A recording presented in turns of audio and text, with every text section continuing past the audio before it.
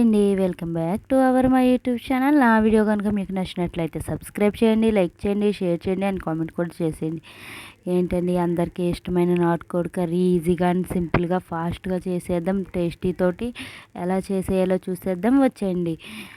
First నాటుకోడి చికెన్ని మంచిగా వాష్ చేసేసుకొని పసుపు వేసుకుని వాష్ చేసేసుకోవాలి స్మెల్ లేకుండా. తర్వాత నెక్స్ట్ బాండీ పెట్టేసుకుని గ్యాస్ మీద ఆయిల్ వేసేసుకుని ఆయిల్ వేడి అయిపోయిన తర్వాత పలవా ఆకులు వేసేసుకుని ఫ్రై చేసేసుకుని సన్నగా కట్ చేసిన పచ్చిమిర్చి కూడా వేసుకుని ఫ్రై చేసేసుకోవాలి. అవి ఫ్రై అయినాక సన్నగా కట్ చేసిన ఆనియన్స్ కూడా వేసేసుకుని మంచిగా ఫ్రై చేసేసుకోవాలి. అవి మంచిగా కలిపేసుకోవాలి. కలుపుకొని ఆయిల్ పట్టేలా కలిపేసుకుని ఫ్రై చేసేసుకోవాలి. అవి ఫ్రై అవ్వడానికి అని చెప్పేసి కొంచెం సాల్ట్ అండ్ పసుపు వేసుకుంటే ఫాస్ట్గా ఫ్రై అయిపోతుంది.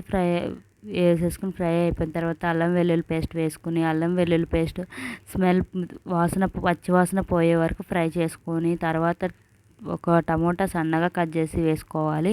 వేసుకుని టమోటా మొత్తం ఆయిల్లో మగ్గేలాగా ఫ్రై చేసేసుకోవాలి. అలా ఫ్రై అయిపోయిన తర్వాత నాటుకోడి చికెన్ని వేసేసుకుని మంచిగా కలుపుకోవాలి. మొత్తం ముక్కలు కలిసేటట్టు ఆనియన్స్ని కలిపేసుకుని ఇంకా మూత పెట్టేసి మగ్గనివ్వాలి. నాటుకోడి చికెన్ని ఎక్కువసేపు మగ్గనివ్వాలి. లేకపోతే కుక్కర్లో కూడా వేసేసి ఫస్ట్ ఒక విజిల్ రానిస్తే ఇంకా ఉడికిపోతుంది.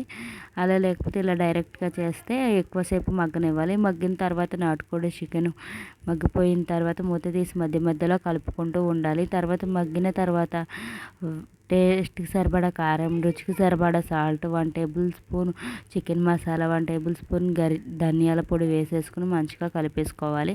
కలిపేసుకుని ఒక 5 మినిట్స్ ఉంచుకొని వాటర్ వేసుకోవాలి. చికెన్లో సరిపడా వాటర్ వేసుకుని మంచిగా మూత పెట్టేసి ఉడకనివ్వాలి. కూర మొత్తం దగ్గరికి ఉడికిపోయేసరికి నాటుకోడి చికెన్లో మెయిన్ వచ్చేవి ఇవి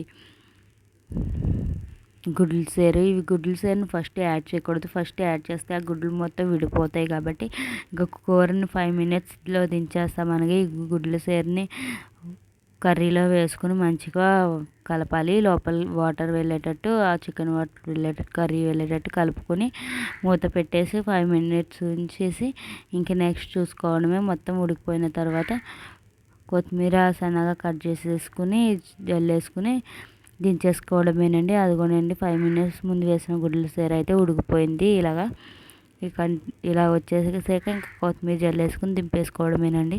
ఇలా ఒకసారి సింపుల్గా ఈజీ ప్రాసెస్లో చేసేవచ్చేలాగా ఒకసారి మీరు కూడా ట్రై చేసేయండి. అలానే నా న్యూ ఛానల్ని సబ్స్క్రైబ్ చేసుకుని లైక్ చేసి షేర్ చేయడం మట్టుకు మర్చిపోకండి. అంతేనండి. కర్రీ అయితే దగ్గరికి పడిపోయినాక ఇలాగ వాటర్ మొత్తం అయిపోయి ఆయిల్ పైకి తేలేక దింపేసుకోవడమేనండి. అంతేనండి కర్రీ. ఇలా చేసుకుంటే చాలా బాగుంటుంది. ఒకసారి ట్రై చేయండి.